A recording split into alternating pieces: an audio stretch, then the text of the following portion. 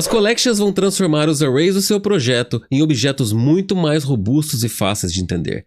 Aprenda nesse vídeo como usar as collections do Laravel da forma certa, o que vai fazer você passar de nível na sua carreira de desenvolvedor. Saudações, Dev das Galáxias! Eu sou o Léo e você está no Codebase 42, onde a resposta para a vida, o universo e tudo mais, além de 42, é escrever um código melhor e mais fácil de entender. E usar collections com certeza deixa o seu código mais elegante e muito mais simples de interpretar. E sem mais enrolação, pegue sua toalha e vamos ver na prática como elas funcionam. E aqui, como de costume, eu criei um projeto bem simples de exemplo para a gente poder ver na prática o funcionamento das collections. E a minha ideia aqui vai ser eu comparar o uso de collections com arrays simples. Então, inicialmente, eu implementei tudo usando array e depois nós vamos substituir para collections, tá? Eu criei aqui 3 classes que só tem métodos estáticos que só vão rodar aqui o nosso exemplo. Eu só coloquei em classes separadas para ficar mais fácil da gente ler o código, tá? A primeira classe, que eu chamei de Simple Array, ela vai utilizar um array simples, que seria aqui uma lista de nomes, tá? E nesse array simples do PHP, cada item tem uma chave, que é uma chave numérica e ordinal. Então ela sempre vai começar do 0, depois vai para o 1 e para o 2. Então para eu poder acessar esse primeiro valor desse array, eu vou usar o índice 0. E o segundo, eu vou usar o índice 1 e assim por diante. Isso é padrão para a maioria das linguagens de programação. No próximo exemplo, eu criei o que a gente chama de array associativo, onde os índices não são mais numéricos e ordinais, mas eu dou um nome para esse índice. Esse nome pode ser um string ou ele pode ser um número também. E no nosso exemplo aqui, cada índice desse array é feito por uma string. Então, para eu poder acessar esse valor, eu preciso usar esse índice name. Para eu poder usar esse valor Silva, eu preciso usar esse índice surname. E no terceiro exemplo, eu fiz uma combinação desses dois. Então ele é um array simples, onde cada item é representado por um índice numérico e ordinal, mas cada um desses itens é um array associativo. Então aqui eu tenho um array de arrays, vamos dizer assim. Agora não sei se você notou aqui, mas esse projeto de exemplo não é um projeto Laravel. E a ideia de eu estar fazendo isso num projeto PHP simples que não é Laravel, é para mostrar para você que você pode usar algumas bibliotecas específicas do Laravel sem ter que instalar o Laravel inteiro. E eu vou instalar aqui nesse meu projeto, então, só a biblioteca de collections do Laravel. E para fazer isso, você vai usar esse comando aqui. Então, composer require illuminate collections. E aqui eu estou vendo que eu estou usando a versão 11.40 da biblioteca de collections do Laravel. E com isso aqui, dentro do nosso arquivo composer.json, eu consigo ver que eu tenho a biblioteca da collections do Laravel aqui. Bom, vamos começar então a implementar as collections aqui no meu projeto. Primeira coisa que eu vou fazer aqui, eu vou comentar a parte de array associativo e de nested array, e eu vou deixar só o simple array por enquanto, e eu vou rodar ele aqui para você ver como é que está o resultado. Aqui dá para ver que a implementação desse método é a seguinte. Primeiro, eu mostro na tela qual que é o método. Depois eu pego os nomes que vêm desse método makeArray aqui, que está retornando esse array aqui com 3 nomes, João, Paulo e André. Depois, eu ordeno esses nomes. Então dá para ver aqui já que na resposta o André veio primeiro, depois o João e depois o Paulo. Ele ordenou por ordem alfabética. E depois, através da função ArrayMap, eu estou usando essa função UCFirst aqui, que ele vai pegar a primeira letra dessa string e vai colocar em maiúscula. Então por isso que aqui eu estou definindo os nomes com letra minúscula, mas lá na resposta ele está imprimindo com letra maiúscula. E agora eu vou fazer a mesma coisa utilizando collections. E para a gente poder comparar os resultados, eu vou criar um método separado aqui para utilizar as collections, tá? Aí depois lá no index eu vou chamar ele logo abaixo da chamada desse run para a gente ver se ele vai trazer o mesmo resultado.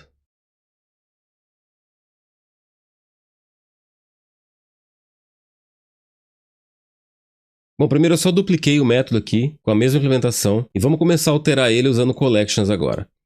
Esse names aqui, ele está recebendo esse array de strings aqui que vem desse método makeArray, tá? Para eu poder transformar isso numa collection, eu posso fazer isso de duas formas. Primeiro, é eu passar esse array como parâmetro para o construtor da própria classe de collection. E eu posso utilizar esse construtor estático make, ou eu posso fazer com new também.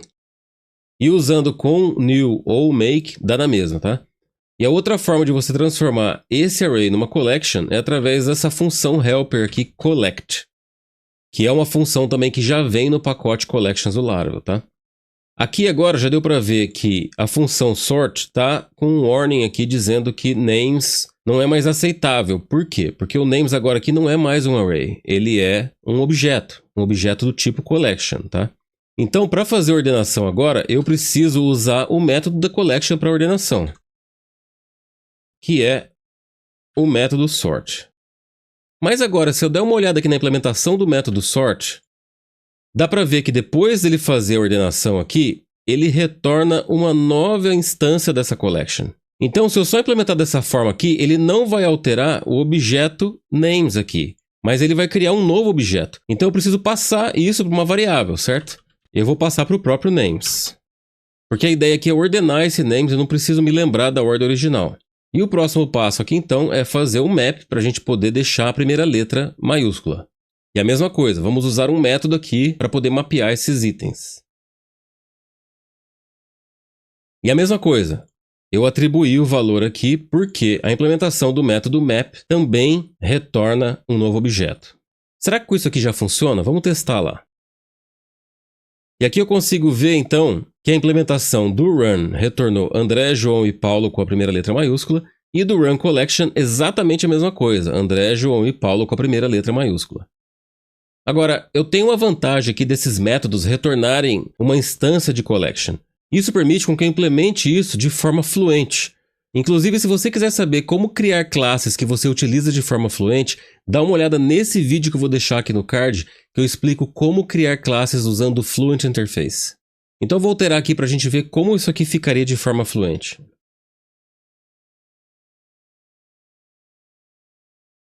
E se eu rodar esse daqui, eu espero ter exatamente o mesmo resultado. E funcionou. Agora eu tenho um outro método aqui na minha collection que eu também consigo substituir esse for each aqui também. E esse é o método each, que por sua vez também vai receber um callback, que é uma função que vai ser executada para cada item desse array. E agora essa variável names aqui ela ficou inútil, porque eu não preciso mais usar esse valor, certo? E rodando aqui, vamos ver se está tudo funcionando de novo. Tudo perfeito. Agora tem uma outra coisa que eu queria testar aqui. E se eu quisesse adicionar um novo item nesse array? No caso do array simples, eu faria algo assim. E quando eu rodar, dá para ver que o Matheus entrou aqui no meio. E já utilizando collections, eu também tenho um método para isso, que é o método push. E já deu para ver que o resultado aqui também foi igual. E se eu quisesse adicionar mais um nome ainda, aqui na implementação usando arrays, eu precisaria criar uma nova linha e adicionar esse nome. Já aqui utilizando collections, eu posso passar só mais um parâmetro aqui para esse método push. E o resultado está igual. Bom, agora vamos para o segundo exemplo. Eu vou comentar aqui essa parte do simple array. E eu vou descomentar o assoc array. E a primeira coisa que eu vou fazer vai ser rodar aqui então esse código para a gente ver o que está acontecendo. Aqui eu consigo ver que ele imprimiu 4 coisas aqui na tela, e as 4 são um título e um valor, um título e um valor. Vamos ver como é que isso está implementado lá. Então aqui no assoc array, primeiro eu estou criando um array associativo, no caso ele tem 3 valores aqui, o valor João para essa chave name, o valor Silva para essa chave surname, e essa data aqui, 3 de agosto de 21, para o birthday. E aqui em cima eu estou pegando esse array e eu estou jogando dentro dessa variável person. E depois aqui, eu estou adicionando mais um valor aqui no person, que eu estou dando o nome de email, e eu estou passando esse valor aqui. Então é dessa forma que eu adiciono um novo item no array associativo. Eu tenho que passar qual que é a chave aqui dentro. Lá no array simples a gente passava assim, né? Agora aqui eu preciso determinar qual que é a chave que eu quero. E depois aqui no meu for each, a implementação, se eu quero pegar só os valores, é assim. Agora se eu quiser pegar a chave também, eu coloco o valor da variável que eu quero a chave, com esse operadorzinho aqui, que é o igual maior. O meu editor aqui, ele traduz aqui esse símbolozinho, mas na verdade ele é um igual e um maior. E depois o valor, tá? Agora vamos ver como implementaríamos isso usando collections. Vou fazer a mesma coisa. Aqui no meu index eu vou duplicar e vou criar um outro método chamado runCollections. E assim como eu fiz no outro exemplo, primeiro eu só dupliquei aqui. E aqui eu já vou reimplementar usando o Fluent Interface e não vou passar para variável igual eu fiz no outro primeiro, tá?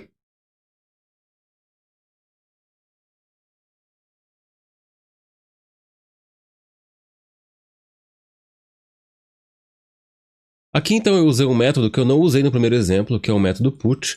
E esse método put, ele serve para você adicionar um valor novo nessa collection com uma chave específica. No caso aqui, esse é o valor e a chave é o email, tá? E depois a mesma coisa, eu usei o método each, com a única diferença que agora aqui no meu callback eu tenho dois parâmetros.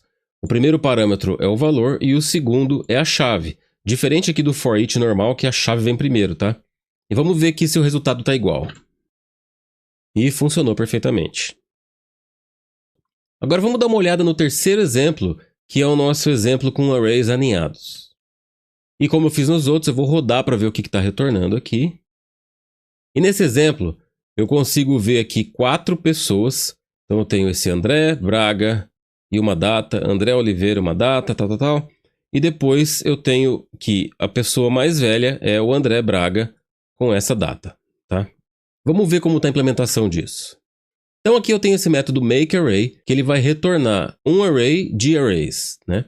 Esse array principal é um array simples, que cada item ele é representado por um número ordinal aqui. E cada um desses itens, então, vai ser um array também, mas um array associativo. E cada um desses arrays ele tem 3 valores aqui. Então ele tem um valor para name, um para surname e o outro para birthday. E aqui para cada birthday, eu também estou usando esse método makeDate aqui. Esse makeDate ele simplesmente está criando um objeto do tipo datetime para essa data que eu estou passando aqui dentro, tá? Eu só criei esse método aqui para ficar mais fácil a gente ler o código também aqui agora. Mas dá para ver que eu criei 4 pessoas aqui, o João Silva, o Paulo Souza, o André Oliveira e o André Braga, cada um com uma data de nascimento. Depois aqui eu pego esse array e eu jogo dentro dessa variável people. E a próxima coisa que eu faço aqui então é usar essa função useSort, que ela permite eu ordenar um array por um callback. Por que eu preciso fazer isso? Porque como cada item desse array ele é um array, eu preciso acessar valores internos ali dentro para eu poder usar na ordenação, certo? E aqui nesse caso, para eu poder ordenar, eu estou usando a combinação do name e do surname, tá?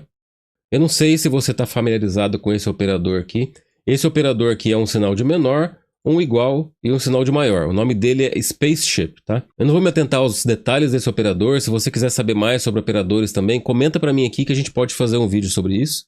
Mas basicamente aqui, esse useSort vai ordenar pela combinação do name e o surname, para ficar em ordem alfabética. Depois, eu vou pegar cada item dessa variável people, vou jogar dentro dessa person, e eu vou imprimir na tela aqui então o nome, o sobrenome e a data de nascimento. E no caso aqui eu vou colocar nesse formato dia, mês e ano, tá? Isso também aqui é um método do datetime lá.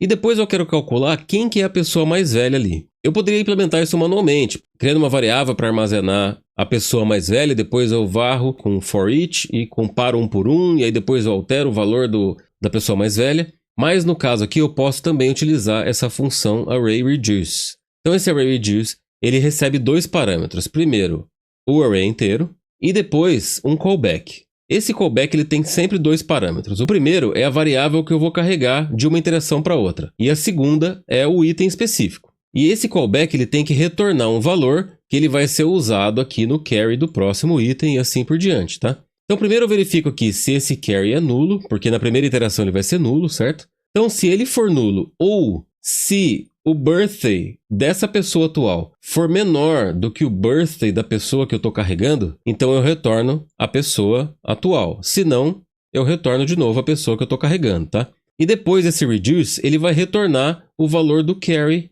aqui que sobrou no final, tá? E ele vai jogar dentro dessa variável older aqui, que no caso também é um array desse formato aqui, ó. Porque ele é um dos itens desse array aqui. E ele vai imprimir na tela aqui então, older person is... aí o nome, o sobrenome e a data de nascimento. Legal, vamos agora implementar isso usando collections.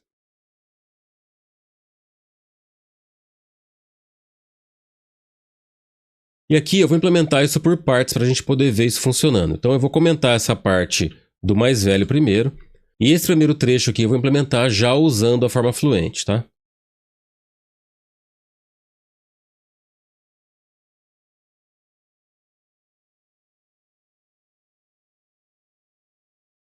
Vamos rodar lá para ver como é que está esse pedaço.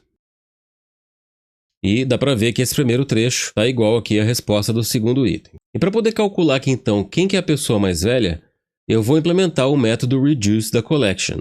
Só que ele não retorna a collection de novo, ele vai retornar já o valor reduzido. Então ele vai quebrar a fluência, tá? Isso é uma coisa que é muito importante. Se na hora que você for implementar aqui a sua collection, se você utilizar métodos que quebram a fluência, você tem que de algum jeito salvar isso numa variável se você precisa reutilizar esse valor no futuro, tá? Agora, como eu disse, o retorno de reduce vai ser o valor reduzido, tá? Então eu preciso pegar esse valor e capturar numa variável aqui. Vamos ver se isso aqui funcionou direitinho. Olha lá, e a resposta foi exatamente igual. Só para a gente testar se esse cara realmente está funcionando, eu vou alterar a data de nascimento do João aqui para antes de 89 para ver se ele vai alterar a pessoa mais velha aqui normalmente. E vou testar lá. E dá para ver agora então que a pessoa mais velha é o João Silva. Do jeito que eu implementei o reduce aqui, na minha opinião ela fica um pouco confusa. Eu fiz assim só para você ver como dá para ser feito desse jeito, mas todos os métodos aqui são fluentes e de repente eu quebro a fluência aqui do nada e a minha impressão quando eu começo aqui é que esse cara ele tem que receber algo que vem daqui, certo? E a primeira coisa que eu vejo aqui é um collect, que vai retornar uma collection. Então de cara parece que essa variável vai receber uma collection, então eu não gosto muito dessa implementação desse jeito, tá? Eu pessoalmente implementaria isso dessa forma aqui.